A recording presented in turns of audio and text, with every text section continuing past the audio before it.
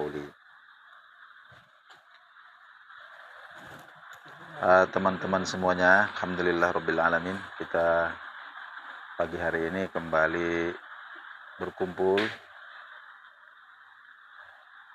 atas perkenan Allah Subhanahu wa taala.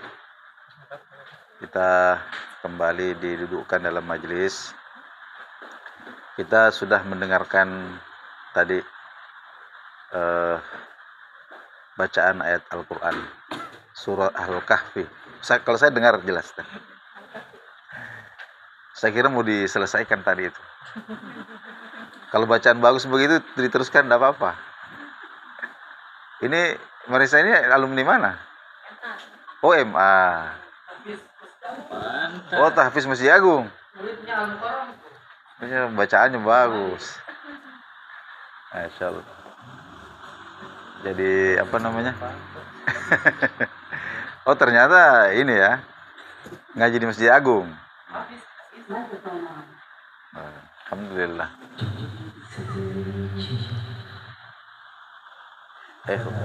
Ehonya tengok tinggi sekali. Cek. Kasih turun echo kan.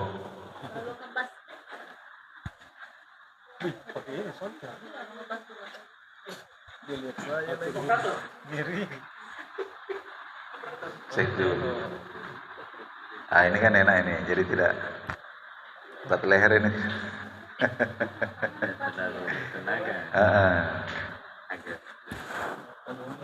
Cek satu. Tes. Cek. Bismillah. Astagfirullah. Tes satu. Oke, satu. Oke. Sip. Mas kurang sedikit ya. Baik, kita ulangi. Tadi itu tes suara saja.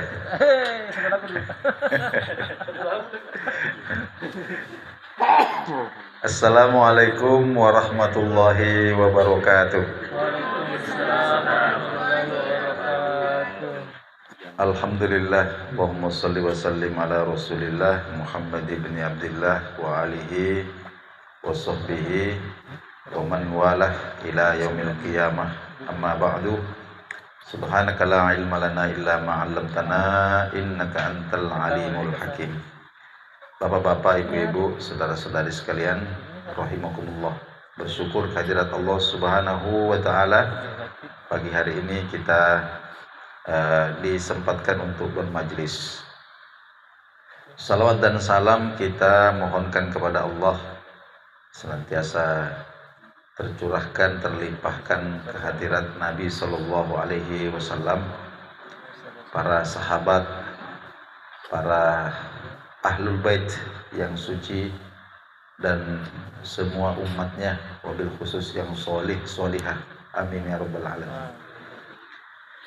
Bapak-bapak, saudara-saudari sekalian, tema kita pagi hari ini adalah menggapai ketenangan batin. Saya ingin mengutip Al-Quranul Karim surah Al-An'am. Kalaulah tidak salah mengingat, ayat 82 surah Al-An'am. Allah Subhanahu wa taala menyebutkan tentang ucapan Nabi Ibrahim alaihissalam. Ini ada ucapan Nabi Ibrahim yang diabadikan di dalam Al-Quran. Jadi Nabi Ibrahim ini banyak sekali ucapan-ucapannya, doa-doanya yang mendapatkan tempat khusus, yaitu diabadikan di dalam Al-Quranul Karim.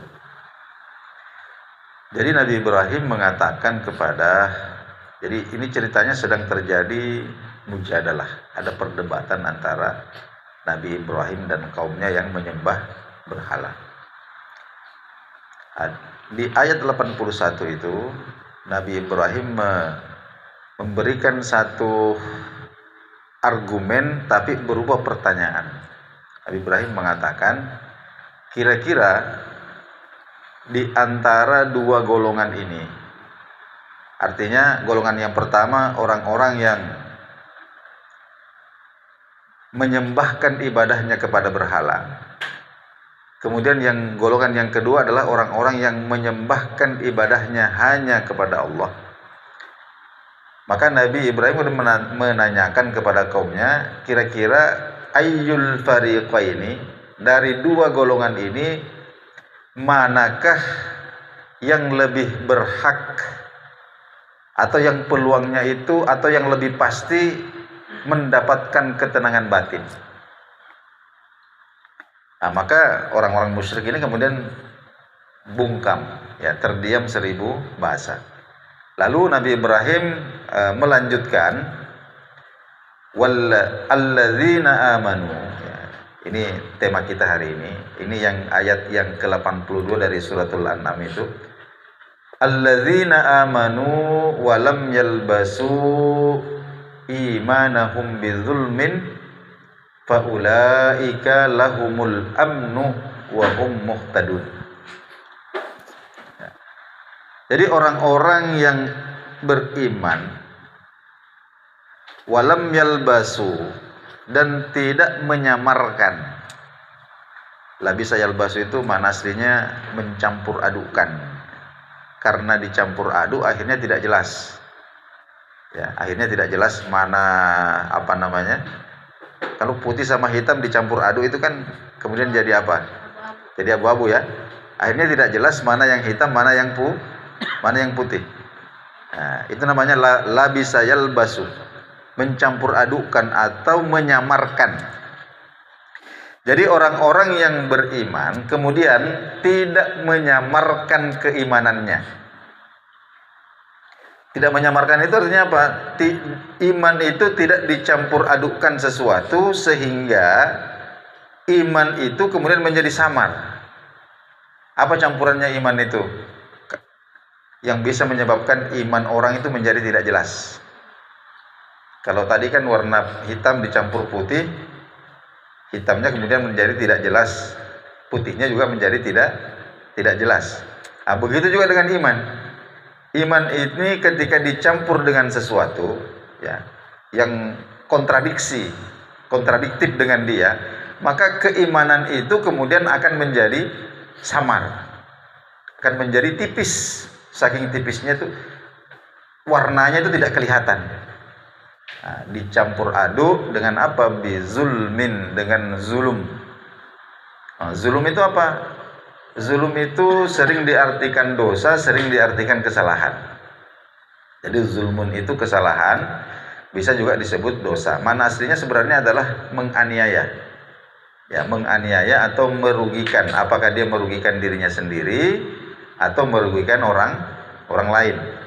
Nah, jadi orang-orang yang beriman, kata Nabi Ibrahim, kemudian tidak menyamarkan keimanannya itu dengan mencampur adukkan keimanannya dengan dosa, dengan kesalahan, faulaika lahumul amnu.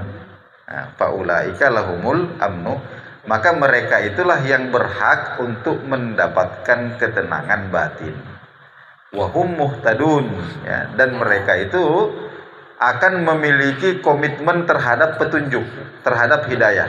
Nah, maknanya di situ adalah Quran dan Sunnah Nabi Shallallahu Alaihi Wasallam. Jadi kita jelaskan sedikit, bapak-bapak, ibu-ibu, saudara-saudari sekalian. Ketika kita melakukan dosa, zolim kita kepada orang, itu zohirnya, ya. Jadi ini yang kelihatan mata itu kita sedang menyakiti orang lain. Ya, katakanlah kita punya utang sama orang. Ya, pas datang ini kita menghibah-hibah, minta tolonglah saya ini. Kalau kamu tidak tolong mati saya nih. Ya, pinjam uang dulu. Jangan kita pinjamkan. Kemudian tibalah masa pembayaran, di tangan sudah ada uang, lalu kemudian kita tunda-tunda. Belum juga, nanti kapan. saya masih mau ini, saya masih mau begitu. Itu namanya kita lagi melakukan zulm. Ya. Itu kita sedang menzolimi orang. Itu zahirnya itu kita sedang menyakiti itu orang itu, zahirnya. Tapi hakikatnya apa? Hakikatnya itu sebenarnya kita sedang menyakiti diri kita sendiri. Ya. Karena pasti ada apa? Ada rasa bersalah. Dan rasa bersalah inilah yang kemudian menjauhkan kita dari apa? Dari ketenangan. Jadi jangan mengira ketika ada orang yang menzolimi orang lain, merampas haknya, membohongi, menipu, lalu kemudian kelihatan bahwa orang yang dizolimi ini tersakiti, maka ketahuilah bahwa luka yang pertama mengucurkan darah itu adalah dari diri orang yang melakukan kezoliman itu sendiri.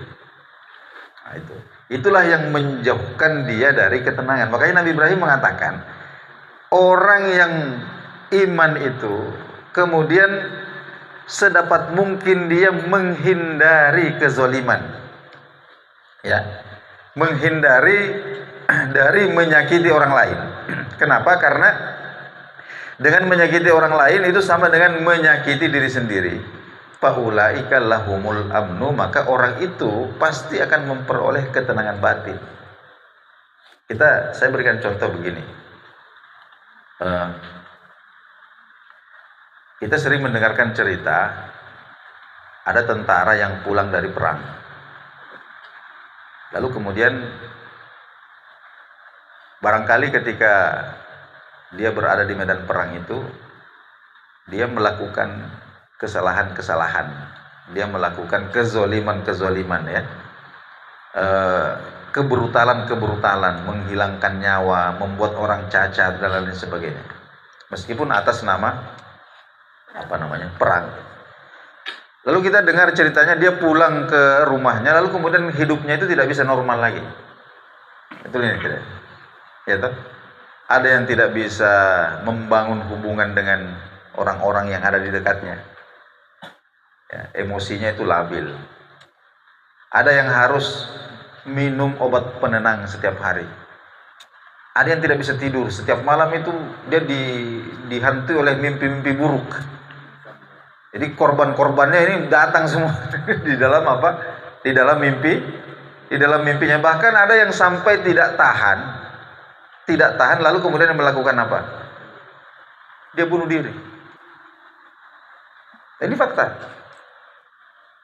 Artinya apa? Kelihatannya dia menyakiti orang, dia tembak orang, dia mutilasi orang, dia bikin orang cacat. Kelihatannya dia menyakiti orang lain, tapi sebenarnya ya,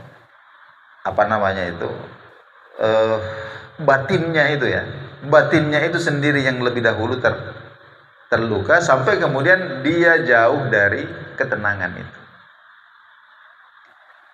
Atau kita berikan contoh orang-orang yang katakanlah bergelimang di dunia hiburan, ya, dunia artis, entertain dan lain sebagainya. Ya, ini meskipun mungkin batinnya itu menolak atau tidak mau, akan tetapi situasi dan kondisinya itu mengharuskan mereka ini untuk melakukan kesalahan-kesalahan, ya, melakukan kesalahan-kesalahan, ya. Seperti contoh umpama, meskipun ini cuma adegan saja, ya toh, tapi dia peluk istrinya orang, iya toh, dia peluk istrinya orang. Kenapa? Karena dalam cerita itu wanita itu adalah istrinya, padahal itu istrinya orang hakikatnya itu, ya. Ya, orang itu begini, ya, orang itu kalau masih ada iman itu pasti hatinya terluka oleh hal-hal seperti itu. Pasti itu. Kalau sudah tidak ada iman, ya sudah mati rasa, ya. Tapi kalau masih ada iman, itu pasti menorehkan luka, kesalahan seperti itu. Ya, meskipun mungkin secara secara bisnis itu, ya, itu kan tuntutan tuntutan dunia peran begitu kan, ya. Ya, kita coba bayangkan ada seorang istri yang berprofesi sebagai artis, ya toh, kemudian dia punya suami yang baik, anak-anak yang baik, rumah tangga yang adem ayem, tapi tuntutan peran itu mengharuskan dia tidur di tidur di atas ranjang itu bersama dengan laki-laki yang bukan suaminya. Iya toh? Tapi karena tuntutan peran itu, kira-kira bagaimana perasaannya? Ada rasa bersalah atau tidak? Pasti ada. Itu tidak terhindar, tidak mungkin dia menikmati itu kalau masih ada iman itu. Tidak mungkin dia menikmati itu. Pasti hatinya itu akan terluka, merasa tersalahkan, tersalah. Dan itu akan menjauhkan dia dari ketentraman batin. Makanya dia perlu minum obat penenang. Ya toh? Jadi kalau ada artis yang kemudian terjerumus di dalam narkoba, toh? Kan rata-rata begitu kan? Rata-rata, artis itu rata-rata lah. Ya. Jadi itu kalau ada yang tertangkap itu hanya puncak gunung es saja. Itu di bawahnya itu lebih masif lagi. Ya. Itu kalau kita telusuri akarnya, bukan karena dia itu orang jahat. Bukan. Dia tidak jahat, dia ini orang baik. Dia ibu rumah tangga yang baik. Saya ingat itu ada yang artis, siapa yang badannya besar itu, bongsor itu. Bukan, perempuan. Preti siapa? Preti Sinta kah? Bukan. Preti Asmara. Dia tahu namanya dia. Di Preti Asmara itu kan begitu. Ini orang itu saya baca itu saya ikuti podcastnya, kemudian kesaksian. Ini orang baik sekali. Ya. Dia kalau ada katakanlah orang-orang dari kampung yang mau merintis pekerjaan di Jakarta, itu dia tampung semua, dia kasih makan dia. Pokoknya dia itu persahabatan itu di atas segala-galanya. Sampai itu dia pernah jadi duta persahabatan itu pernah. Tapi ternyata kemudian di dalam dunia ini yang mengharuskan dia untuk melakukan kesalahan. Ini kemudian mengakibatkan ketidaktenangan di dalam hatinya. Akhirnya dia dia mengkonsumsi obat-obatan terlarang sampai kemudian ditangkap, masuk dalam penjara, kemudian sakit-sakitan, lalu meninggal. Ini kalau kita telusuri pesohor-pesohor itu yang kemudian terjebak di dalam narkoba, itu rata-rata bukan orang jahat. Ya. Mereka ini bukan kriminal, tapi mereka melakukan kesalahan-kesalahan. Artinya apa? Itu mencampur adukkan antara iman dengan zulum itu tadi. Lalu kemudian mengakibatkan luka semakin lama semakin dalam, sampai kemudian susah disembuhkan, akhirnya terjadilah seperti itu. Artinya apa? Bapak-bapak, ibu-ibu, saudara-saudara sekalian, kita itu ketika iman itu kita dituntut untuk berkomitmen dengan petunjuk. Dalam akhir ayat itu Allah katakan wahum muhtadun, ya. Wahum muhtadun. Mereka itu, kalau kamu itu, kenapa kita tidak bisa istiqomah? Karena kita masih mencampur adukan ini antara iman dengan zulum. Selama ini masih bercampur aduk, ya datang ke majelis ilmu, tapi datang juga ke majelis dangdutan. Sedekah lumayan rajin, tapi saweran juga lancar.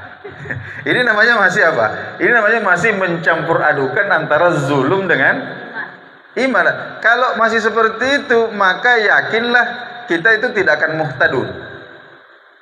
Kita tidak bisa komitmen dengan hidayah. Kita tidak akan bisa komitmen dengan Quran dan Sunnah, tidak bisa. Hanya orang-orang yang tidak mencampur adukan, berusaha seminimal mungkin untuk melakukan kesalahan, baik kepada orang lain maupun kepada dirinya sendiri, hanya mereka itulah yang bisa untuk komitmen dengan hidayah. Nah, hidayah itu Quran dan Sunnah Nabi Sallallahu Alaihi Wasallam. Nah, jadi mencari keterangan batin itu tidak lain dan tidak bukan. Ini jadi Syekh Abdul Qadir Al-Jilani itu ada wasiat, ya. Beliau meringkas begini, bahwa dalam kehidupan orang mukmin itu ada 3 hal yang tidak bisa terhindarkan. Yang pertama, perintah Allah yang harus dijalankan. Yang kedua, larangannya yang harus dijauhi. Dan yang ketiga, takdir Allah yang harus diterima dengan kerelaan hati. Ketiga itu saja. Datang waktu perintah, tunaikan. Berhadapan dengan larangan, tinggalkan. Kemudian terjadi sesuatu yang tidak terhindarkan, belajar untuk ridho, senang dengan qadha, ketetapan Allah. Maka disitulah ketenangan batin itu akan kita dapatkan. Saya ingin mengakhiri cerita ini sedikit. Ada kisah dari ada orang Bulukumba itu yang menjadi imam di Islamic Center di New York. Namanya Imam Samsi. Ya, Imam Samsi Ali. Ini kan baru-baru ini, bukan baru-baru, baru kemarin ya, New York itu melakukan pemilihan wali kota. Dan untuk pertama kalinya dalam sejarah ini kota paling brutal ini seluruh dunia ini. Di sini kapitalis semua berkumpul di sini. Kalau kalian tengok orang-orang kaya di Indonesia itu, lalu kalian tengok orang-orang kaya yang rumahnya di New York itu, jadi kecil semua orang-orang kaya. Ya. Jadi semua orang-orang kaya itu, Elon Musk, Warren Buffett, kemudian siapa lagi yang punya Microsoft ini, ya, itu semua rumahnya di situ, kapital di situ. Jadi kemudian, ya, sama seperti ketika Allah Subhanahu Wa Taala menumbangkan Fir'aun dari dalam rumahnya sendiri, ya toh. Jadi ketika Allah menumbangkan tiran dari rumahnya sendiri, Allah kemudian memenangkan ini seorang wali kota. Hampir tidak mungkin, impossible sekali. Di kota yang paling yang paling Islamophobia, itu standarnya di New York sudah itu. Ya. Semua podcast yang terkenal yang membenci itu ada di sana semua. Dan itu kok bisa? Ini, ya, jangan heran. Jadi Allah menumbangkan Fir'aun itu. Dan Donald Trump itu belum ada apa-apanya dibandingkan Fir'aun. Fir'aun itu sampai disembah. Orang sujud sama dia. Dia melakukan genosida itu tidak ada yang protes. Fir'aun itu saking saktinya tuh. Ya. Kemudian ditumbangkan dari dalam istananya sendiri. Istrinya, coba, istrinya tidak beriman sama dia. Dia itu ribuan perempuan sujud kepada dia itu, meyakini bahwa dia Tuhan, tapi istrinya sendiri itu tidak mau sujud sama dia. Istrinya sendiri tidak percaya kalau dia Tuhan. Gitu. Ya. Nabi Musa alaihissalam itu, ya coba gitu. Jadi ketika Allah hendak menumbangkan tiran itu tidak perlu, ya. Biasanya itu ditumbangkan dari sisi yang paling lemah di dalam. Ya. Nah seperti itu. Nah Imam Samsi Ali ini, beliau ini kan seorang dokter ahli penyakit dalam. Tapi pernah beliau itu sakit. Sampai beliau sendiri itu tidak bisa mendiagnosa penyakitnya. Ya, beliau ini dokter ahli penyakit dalam.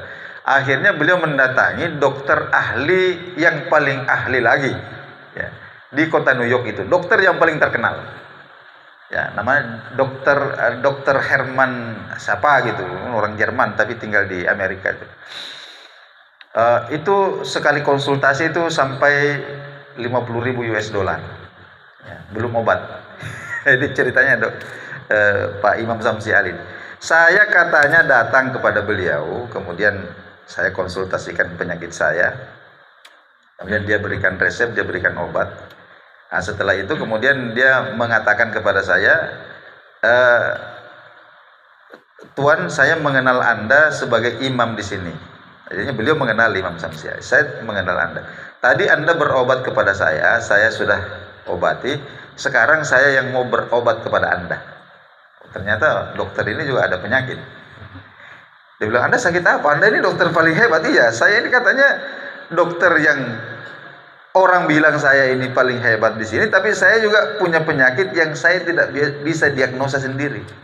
Dia bilang, apa penyakit Anda? Saya ini katanya tidak bisa tenang.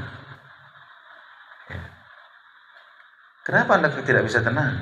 Apakah uang Anda banyak? Iya, saya sudah menyenangkan mata saya itu. Saya pesiar kemana-mana, lihat pemandangan yang indah, ke Bali, ke mana. Bahkan ada rencana ini mau ikut tur ke luar angkasa ini. Ya kan ada itu ya. Waktu kita bayar berapa? 40 juta US dollar kan. Ikut itu kapalnya Elon Musk itu. Telinga juga ini katanya saya sudah coba senangkan, saya dengarkan macam-macam musik, mulai dari irama alam sampai hip hop, macam-macam. Ya, iya, ketika saya lihat itu saya tenang, tapi setelah itu kemudian kacau lagi. Ketika saya dengarkan musik-musik yang saya senangi itu, hati saya perasaan saya tenang, tapi tidak lama kemudian kacau lagi. Jadi saya tanya, jadi Imam Syamsiari kemudian bertanya, jadi kalau begitu yang susah itu di mana? Matamu sudah senang, telingamu sudah senang, lidahmu sudah senang, kau rasakan semua makanan-makanan yang enak, perutmu juga sudah kau senangkan, mohon maaf ya, kemaluanmu juga sudah kamu senangkan, tidak ada aturannya dia kan, ya kemana-mana itu dia bawa cewek-cewek cantik sampai 2, 3 dan seterusnya, semuanya sudah senang, jadi yang susah itu di mana? Dokter ini bilang di sini Pak Ustaz. Sakitnya di sini. Jadi mata sudah senang, telinga sudah happy, semuanya sudah happy. Jadi yang tidak tenang itu di mana? Di sini. Di sini. Oh, kalau itu memang lain. Jadi ada hal-hal yang bisa menyenangkan mata, menyenangkan telinga, menyenangkan mulut, menyenangkan perut, menyenangkan kemaluan, tapi tidak bisa menyenangkan hati. Justru itu akan menyusahkan hati. Apa itu tadi? Zulum itu. Karena zulum itu akan melukai ya wujud spiritual kita. Kenapa? Karena hati kita ini sebenarnya tidak perlu itu semua, tidak perlu. Yang pengen makan itu apa sih? Nafsu toh? Nafsu semua. Ya, jadi kan tubuh spiritual kita ini itu ada elemen akal, kemudian ada elemen nafsu, kemudian ada elemen kolbu. Ya toh? Nah, akal itu tugasnya apa? Menimbang mana yang baik, mana yang buruk, mana yang sehat, mana yang menimbulkan penyakit. Nah, itu fungsinya akal. Nafsu itu menginginkan yang dia tidak ada Jadi ketika nafsu menginginkan, jadi kalau orang itu masih normal, nafsu menginginkan, akal mempertimbangkan. Ya. Nah, tinggal sekarang ini apakah nafsu mau mendengarkan pertimbangan akal atau tidak? Kita tahu kan, kalau gorengan itu terutama di umur 40 tahun itu bisa menyebabkan apa? Kolesterol naik, asam urat, badan sakit semua, badan berat dan sebagainya. Ya, akal kita itu kasih pertimbangan, nafsu, jangan begitu nanti. Tapi nafsu mau dengar atau tidak? Tidak, ya sudah. Akal itu tidak punya kekuatan untuk menghandle nafsu itu, tidak punya. Ya, yang punya kekuatan itu sebenarnya hati. Cuman hati ini dia tuh tidak punya nafsu, dia tidak punya hasrat apa-apa, dia tuh hanya ingin pulang ketemu sama Tuhan. Itu saja maunya itu. Jadi sebenarnya ketika orang ini kemudian hatinya ini merindu untuk kembali kepada Tuhan, sementara nafsunya ini kemudian bikin ini, bikin itu macam-macam. Ini sebenarnya bikin hati ini menderita. Oh, saya ini nggak ada urusannya sama itu semua kok kamu. Iya toh? Ya, saya ini hanya ingin kembali dengan tenang. Kan begitu. Ya Tuhan nafsul mutmainnah kan? Irji'i ila rabbik. Nah, jadi ketika kita hidup itu masih mencampurkan iman dengan kita beriman, tapi zulumnya ini juga banyak sekali mewarnai, maka kita akan jauh dari ketenangan. Jauh dari ketenangan. Oleh karena itu penting bagi kita, bapak-bapak, ibu-ibu, saudara-saudari sekalian, untuk menghindarkan kesalahan seminimal mungkin, ya, seminimal mungkin kita melakukan zulum. Dan kalaupun kita kemudian terjatuh tidak sengaja ke dalam zulum itu, maka segeralah menghapusnya. Ya, mumpung tip X-nya masih ada sama kita. Apa tip X-nya? Itu namanya taubat. Nah, istighfar, ya kan? Nah, sama seperti handphone itu. Kalau kita mau mengetik pesan, kemudian ada huruf yang salah atau ada kata yang salah, kita masih bisa kita hapus ini. Hapus mumpung penghapusnya masih ada di tangan. Lebih bertaubat. Nah, itulah barangkali yang sempat kita bagikan pada kesempatan hari ini. Mudah-mudahan bermanfaat. Wassalamualaikum warahmatullahi wabarakatuh.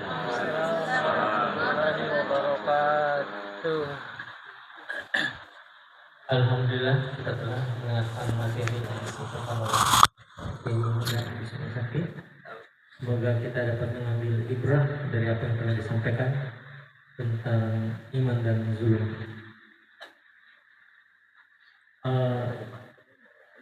Kita langsung masuk di diskusi.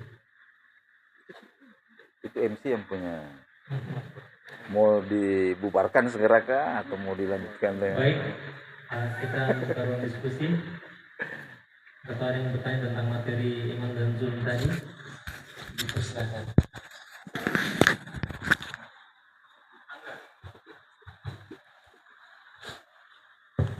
Bismillahirrahmanirrahim. Assalamualaikum warahmatullahi wabarakatuh. Waalaikumsalam. Ini terkait dengan ketenangan jiwa tadi ya, sekalian dengan masalah abu-abu. Apakah ini nanti jatuhnya kepada haram atau kepada subhat. Nah, juga berkaitan dengan pekerjaan. Terkadang hal-hal yang seperti ini membuat kita itu kurang memperhatikan. Misalnya kayak kita ini sebagai seorang guru. Nah, guru tuh biasanya kan punya jam mengajar ya. Jam mengajarnya sekitar mungkin jam 8 sampai jam 9 atau berikutnya jam berapa lagi.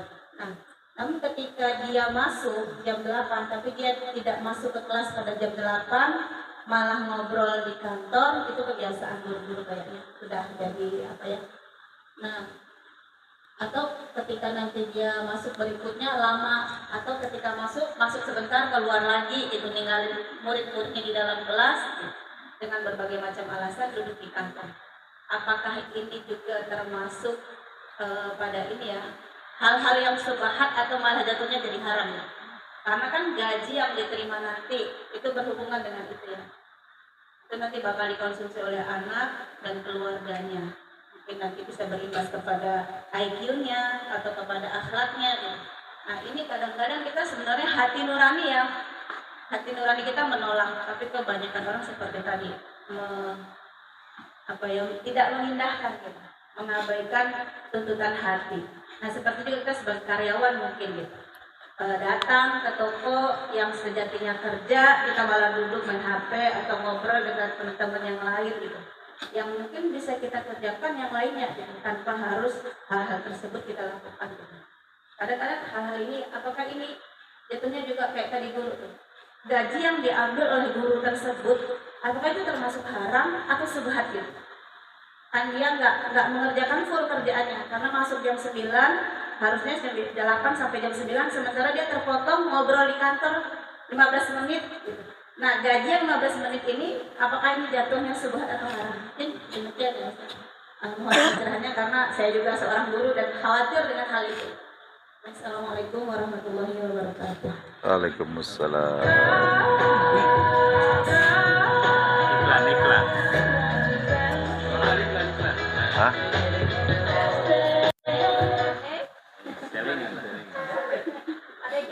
Ada iklan di YouTube sana. Oke, baik.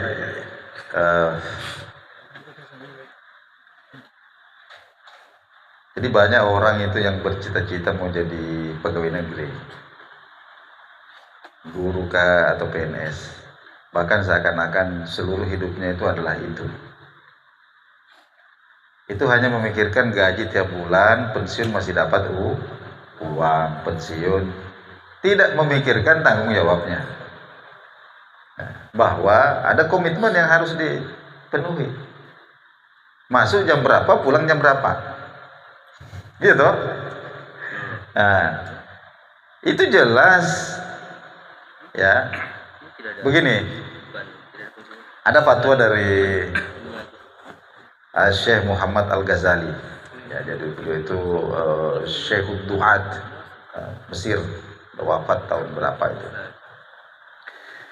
Ada seorang ibu yang bertanya kepada beliau, bagaimana hukumnya saya ini mengajar, kemudian saya tidak bisa full karena saya sedang melakukan puasa sunnah. Apa kata beliau? Batalkan puasamu. Batalkan puasamu. Ya. Jadi orang yang kemudian ini bukan orang yang korupsi waktu. Dia tepat waktu, hanya saja ketika mengajar itu dia loyo. Pengaruh apa? Karena berpuasa sunnah. Maka Imam Syekh Al-Ghazali kemudian Syekh Muhammad Ghazali kemudian mengatakan, kamu itu wajib untuk membatalkan puasa sunnahmu. Jadi tidak dibenarkan seorang PNS, seorang guru atau karyawan apapun juga, iya toh, kemudian karena beralasan puasa sunnah, lalu dia tidak komitmen dengan apa yang menjadi kewajibannya di dalam pekerjaan. Itu dosanya besar. Besarnya kenapa? Karena mengkambing hitamkan sunnah untuk menutupi kemalasannya. Nah, dosanya di situ. Jadi menjadikan puasa sunnah itu nanti kalau direkturnya itu bukan orang Islam, apa dia bilang, gara-gara puasa sunnah itu saya punya karyawan ini, wah puasa sunnah lagi disalahkan. Iya toh. Jadi malah sunnah Nabi, malah agama ini yang dijelek-jelekkan. Nah, di situ haramnya itu di situ. Ya, itu yang pertama. Kemudian yang kedua jelas bahwa kalau kita masuk jam 8 sampai jam 9, kemudian jam 8 sampai jam 8 sampai jam 8 lewat 20 menit kita mengobrol di kantor, itu hukumnya haram. Wong puasa sunnah saja disuruh kasih batal, kok apalagi cuma ngobrol. Kan begitu. Iya toh? Jadi kalau seperti itu segeralah tinggalkan obrolan itu. Jadi kalau perlu kita atur waktu. Kalau saya mengajar itu kan, saya pas datang itu memang sudah waktunya ngajar, jadi langsung naik. Jadi tak sempat lagi. Begitu waktu habis langsung pulang, tidak sempat lagi. Jadi memang begini, ada hadis Nabi Sallallahu Alaihi Wasallam itu bahwa di akhir zaman itu nanti sebenarnya, ya kalau mau selamat itu kita harus jadi orang yang paling cuek. Artinya kita fokus kepada apa yang menjadi apa yang menjadi kewajiban kita. Kita fokus ke situ. Yang lainnya udah kita cuekin saja, seperlunya saja. Karena kalau mau diikuti, tahu sendirilah. Perbincangan hari ini tidak seperti dulu. Ini kita semua ini yang tidak ada apa ini juga ribut ini gara-gara gara-gara ijazah palsu. Ini gara-gara ini betul-betul menyita waktu kita, terlibat secara fisik, secara verbal, secara emosi, secara pikiran, padahal tidak ngaruh. Tidak ngaruh. Coba kalau kita ini Menteri Keuangan bolehlah. Seperti Pak Purbaya itu kan, begitu beliau bilang saya tidak mau pakai APBN untuk, wah itu kan langsung heboh, kan? Tapi kalau kita fokus saja. Coba bayangkan, anak-anak di kelas ini sudah duduk menunggu. 7:30 sudah dikasih duduk di situ, sudah dikasih upacara, sudah disuruh berdoa, sudah macam-macam, gitu. Kemudian datang kita duduk di kantor, apa yang kita omongin? Kita omongin ijazah palsunya Pak Jokowi. Sampai setengah jam terlambat masuk di kelas. Itu zalim namanya, itu zalim. Ya, jadi minimal itu syubhat, minimal ya, bisa jadi jatuh kepada yang haram. Ya, itu mungkin. Baik, terima kasih. Ya, bagaimana saya sudah post jawabannya? Masih ada lagi yang ingin bertanya? Karyawan baru. Oh, ada karyawan baru. Assalamualaikum warahmatullahi wabarakatuh. Waalaikumsalam Terima warahmatullahi kasih wabarakatuh. atas waktunya. Saya mau bertanya untuk Tentang masalah kerjaan saya pribadi terutamanya. Ya tapi berkaitan dengan nuzul dan iman gitu kan. Jadi gini Pak Kiai, saya disuruh nyuci AC di gereja. Selesai kan dapat uang pulang. Nah gimana tuh? Jadi kalau kita kaitkan kan gereja kita tahu ya, syirk yang paling gede, zolim yang paling luar biasa. Kita nyuci itu AC-nya di gereja yang dipakai ibadah biar nyaman gitu kan sebenarnya. Nah kita kan kerjanya cuci AC, datang cuci AC pulang dapat uang kan, selesai. Gimana Pak Kiai untuk permasalahan saya pribadi? Assalamualaikum warahmatullahi wabarakatuh. Nabi Shallallahu Alaihi Wasallam pernah menerima hadiah dari Maukukis. Maukukis itu raja Mesir, agamanya Kristen Ortodok. Maukukis. Nah, beliau Nabi kirimkan surat kepada Maukukis. Maukukis membalas dengan hadiahnya apa? Hadiahnya itu ada kain, kemudian ada sebotol madu super. Ya, kainnya Nabi gunakan untuk sholat, madunya Nabi minum. Selesai. Ya tak? Tar ada masalah. Jadi walaupun kita di situ ada andil untuk kenyamanan mereka beribadah. Niatnya begitu kan tidak? Kalau niatnya kan beda. Oh ya sudah. Kecuali kalau niatnya bikin orang mereka nyaman, wah biar nyaman Ya, mereka. tidak. Niat kita kan cuma kerja gitu. Kalau niatnya kita bikin nyaman, otomatis kita punya keinginan inisiatif untuk bikin nyaman. Kita nggak dapat duit ya. Kalau kita kan niatnya cuma kasar lah istilahnya. Kita usaha. Jadi boleh oke. Tidak ada masalah. Nanti saya di gereja terus. Itu halal ya. Halal. Kayak ke ini tempat karaoke berarti nggak ada bedanya. Memperbaiki AC di situ. Oh, tidak ada masalah. Ini saya kasih makan anak dikasih dari mami dari mami. Kecuali kalau antum itu apa namanya ada hubungan pribadi di situ. Ladiesnya gitu ya. Antum ada hubungan sama ladies di situ. Udah. Tapi saya sambil sensus juga Pak. Di situ ada orang Manado Muslim cuma satu. Nanya ke saya, pengen ngaji. Menambah. Oh nah, perempuan. Jangan diterima. Saya nggak tahu. Itu bencana buat kamu yang ngaji, buat saya bencana saya belum. Satu kasihan sekali Pak. Bisa dibawa ke Ustaz Uteng. Ya. Nanti Pak Ustaz yang ajari mengaji toh. Tapi dikasih halal dulu Kak. Yang malu Pak Kiai, yang malu tuh ada mualaf muhajirin, ladies itu udah mualaf punya suami, tapi dia masih suka jualan di teman-teman ladies karaoke bawa pakaian, kosmetik. Begitu saya datang ke tempat itu, ke karaoke itu, Ustaz, ya Allah di sini mau bilang ke Ustaz. Ladies pada kira. Enggak apa-apa toh. Waduh, Iya. ketahuan saya bilang. Lagi nyaman. Siapa tahu dah. Nah, itu jangan disamarkan, nanti tidak jelas toh. Nanti bisa nggak ada yang mau sama Itu. saya. Ya sudah. Boleh. Amas. Makin lagi ya kebintang saya soalnya. Baik, ada lagi? Saya bertanya terakhir. Masih ada. Untung sudah mau santap-santap ini. Karena saya itu sambil makan. Oh ya, sambil. Boleh. Ya Ustaz, terkait materi iman dan zulm. Bahwa kita manusia itu tempatnya salah. Istiqomah itu susah Ustaz.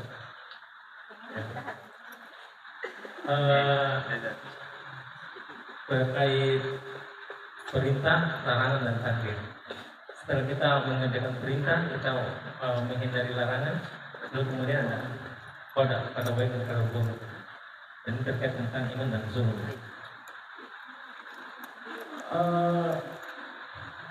Gimana kiat-kiatnya Ustaz supaya kita tetap terus bisa istiqomah di amalan yang sedang kita kerjakan. Sedangkan kita tahu godaan dunia itu sungguh luar biasa Ustaz. kita sudah beristighfar kadang-kadang ya bisa nyerempet juga. Bukankah sudah jelas ada takdir baik dan takdir buruk? Apakah takdir baik dan takdir buruk itu pilihan kita atau iya itu sudah ditetapkan? Jadi kalau memang kita kenanya takdir buruk berarti ya mungkin kita maksudnya zulm ya. Jadi itu bagaimana Pak Kiai kiat-kiatnya agar paling tidak kita bisa istiqomah di amalan-amalan yang sudah kita kerjakan. Assalamualaikum warahmatullahi wabarakatuh. Waalaikumsalam. Jadi manusia itu memang lemah, tidak tahu apa-apa. Bisa itu karena biasa. Bisa karena apa-apa itu begitu. Kita bisa karena biasa. Ngomong itu loh sulit. Iya toh? Itu anak kecil lahir sampai bisa bicara lancar itu sampai umur berapa dia? 7 tahun. Lancar betul itu sampai disuruh berhenti ngomong tak bisa. Ya. Jadi itu semua, jadi apapun itu di pembiasaan. Ya, jadi paksa diri untuk terbiasa. Sedekah itu sulit. Sedekah itu berat. Kita ini nafsunya pengen mengumpulkan harta kok malah disuruh ngurangi kan? Tapi kok ada orang yang gampangan sedekah itu, kenapa? Karena biasa. Menggosip orang itu susah loh. Iya. Kok ada orang lancar itu kenapa? Karena biasa. Oh, latihannya mantap. Jadi iya tuh. Jadi orang maksiat itu juga susah loh. Maksiat itu susah loh. Mau tanyalah. Pemabuk itu waktu pertama kali minum itu enak atau tidak? Enak. Tahu. Kan itu kan rasanya tidak enak toh? Tidak enak. Rasanya tidak enak. Orang ini muntah-muntah, orang apa. Tapi karena biasa lama-lama lancar begitu. Ya, jadi begitu. Jadi ada Habib Umar bin Hafiz itu begini, bahwa ketaatan itu diawali dengan memaksakan diri. Ya. Memaksakan diri, lalu kemudian menjadikannya kebiasaan. Setelah itu di level puncak nanti adalah merasakan kenikmatan. Jadi kalau sudah nikmat itu, jadi kita harus kita harus khatam juga di situ. Jangan baca setengah, nanti gagal paham. Begitu juga dalam ketaatan, kita harus sampai pada level yang dimana kita itu kan. Jadi ada cucu Nabi Shallallahu Alaihi Wasallam itu namanya Sayyid Zainal Abidin ya, Ali bin Ali Zainal Abidin ya. Beliau itu biasa sholat sunnah itu 1000 rakaat. Kemudian ditanya, loh kok anda kuat? Dia bilang sebenarnya saya ini niatnya cuma 2 rakaat, tapi kok enak, makanya saya lanjut. Kok enak lagi, lanjut. Kok enak lagi, lanjut. Kan begitu. Artinya apa? Beliau sudah sampai pada tahap beliau merasa enak, merasa nyaman. Apapun kalau kita merasa enak, merasa nyaman itu lanjut terus. Iya kan? Coba. Kalau sudah kalau yang candu-candu lari itu gimana? Mau lari terus. yang candu-candu game itu kan sampai tara tidur, tara makan, itu game tuh. Kenapa? Dia merasa enak, merasa nyaman. Jadi kita itu punya potensi untuk itu sebenarnya. Jadi begitu. Jadi mau istiqomah, paksa diri sampai terbiasa sampai kemudian merasa nyaman. Jadi mungkin maksudnya ikuti levelnya ya, levelnya harus dilewati. Iya, lewati level-levelnya. Ada ujian itu levelnya. Iya, pastilah. Pasti kan. Sama kalau kita ke game itu, main game itu kan. Kita main game kan, kita kan punya minimal kita punya body ini kan, kita punya PC-nya itu mau seperti apa? Kayak Arnold kah? Tapi itu kan ada level, untuk sampai ke situ kan ada level-levelnya, dan pasti level itu ada tantangannya itu. Ya, makanya kalau sampai kita pada tantangan itu, yang pertama ya tentu kita berdoa kepada Allah Subhanahu wa taala, dikuatkan ya. Ya muqallibal qulub, tsabbit qalbi alal iman. Oh, yang paling penting sebenarnya itu tentang takdir tadi itu. Ada takdir Allah itu, kita pilih A takdir Allah, kita pilih B takdir Allah, dan kita tidak dipaksa. Kalau Allah itu ingin memaksa kita, oh sujud semua kita. Seandainya Allah mau paksa kita, ya toh? Itu kalau kita tidak sholat, mata kita sebelah itu ditarik keluar saja itu langsung sholat kita, ya tidak? Betul tidak? Atau kalau tidak sholat itu Patah kaki. gigimu itu langsung dicabut satu, sholat ke tidak? Sholatlah. Itu kalau Allah mau memaksa kita, itu pasukannya banyak sekali, nyamuk, rayap, apa semua. Dia suruh saja itu. Siapa yang tidak sholat itu, nyamuk. Siapa yang tidak sholat itu, masuk ke telinganya. Pasti sholat semua. Seandainya Allah mau memaksa kita sholat, pasti kita sholat semua. Tapi Allah ingin kita datang itu tidak dengan terpaksa. Allah ingin kita datang itu dengan cinta. Makanya Allah berikan pilihan. Ya kan? Kan tidak ada yang paksa. Seumpama ini, di sini ada makanan halal, di sini ada makanan haram. Ya kan? Pilih yang mana? Ya. Kau pilih yang haram, siapa yang paksa? Tidak ada. Pilih yang halal, ada yang paksa? Tidak ada. Tapi ketika kita memilih yang haram, itu juga ketetapan Allah. Jadi Allah menjustifikasi apa yang kamu pilih. Ya sudah, mau begitu ya sudah. Kan Allah tidak menzalimi hambanya, toh. Kalau Allah itu memaksa kamu di situ, berarti Allah itu zalim sama kita. Karena Allah tidak menzalimi hambanya, diberikan pilihan. Tapi setiap pilihan itu ada pertanggungjawaban. Ya, kecuali kalau pistol itu sudah dikokang nempel di sini. Kau minum itu khamr itu, ya mau bagaimana lagi? Itu namanya terpaksa. Makanya catatan malaikat itu tidak bekerja kalau orang terpaksa, taruhannya nyawa. Nah, kemudian orang goblok, ya orang tidak tahu, ya toh. Kemudian orang gila, orang tak sadar, ya. Tapi kalau ada kesadaran itu tidak ada istilah, tidak ada yang paksa. Kita sendiri yang memilih. Apakah itu takdir? Itu takdir Allah. Tidak mungkinlah ada yang terjadi itu bukan takdir Allah. Jadi yang baik dan buruk itu adalah takdir Allah semua.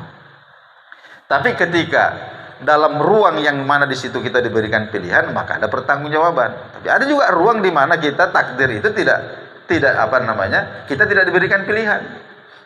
Contohnya, seandainya kita dikasih pilihan, ya, pingin lahir di sini atau lahir di Amerika atau lahir di Arab Saudi. Seandainya kita dikasih pilihan, kau pingin mamamu sama bapakmu siapa? Seandainya kita bisa memilih loh. Iya toh? Tapi karena itu wilayah-wilayah yang kita dipaksa untuk menerima, maka tidak diminta pertanggungjawaban. Antara orang nanti masuk neraka. Kenapa kau masuk neraka? Ini gara-gara saya berkulit hitam, Pak. Tidak ada. Iya toh? Ini gara-gara mata saya biru. Kan tidak ada. Tidak ada. Kenapa? Karena itu adalah wilayah yang kita tidak diberikan pilihan. Ya, mungkin sampai di situ. Baik, alhamdulillah. Karena waktu juga sudah 49 tadi, maka kita akhiri pengajian gabungan kita untuk kali ini. Mari sama-sama kita memulai bacaan hamdalah, alhamdulillah, dan doa kafaratul majlis. Subhanallah. Assalamualaikum warahmatullahi wabarakatuh. Waalaikumsalam. Mantap ini yang ini. Harganya mantap. Berapa? Buat 9.